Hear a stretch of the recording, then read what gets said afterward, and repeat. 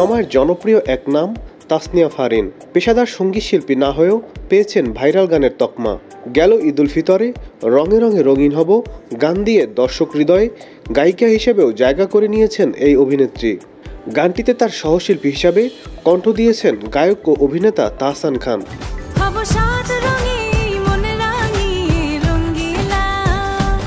সে সময় ইত্যাদিতে প্রচারিত হওয়া গানটি প্রকাশের পর মুহূর্তেই লুফে নিয়েছিল শ্রোতা দর্শক।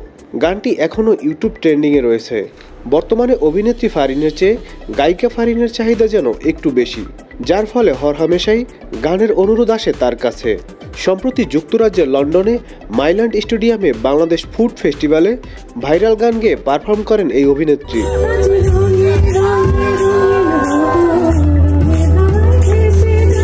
তবে এ ভিডিও সামাজিক যোগাযোগ মাধ্যমে ছড়িয়ে পড়লেই ট্রোলের শিকার হচ্ছেন এই অভিনেত্রী। ইত্যাদিতে গাওয়া গানের সাথে লাইভ পারফরমেন্সে মিল না পেয়ে নেটিজনরা নানাভাবে মন্তব্য করছেন। কেউ কেউ বলছেন এখানে তো অটোটিউন নেই, কেউ কেউ বলছেন এ গান গেয়ে কিভাবে ভাইরালের তকমা পায়। তবে এ নিয়ে কোনো মন্তব্য করেনি ফারিন। Nadim Hasan, channel I.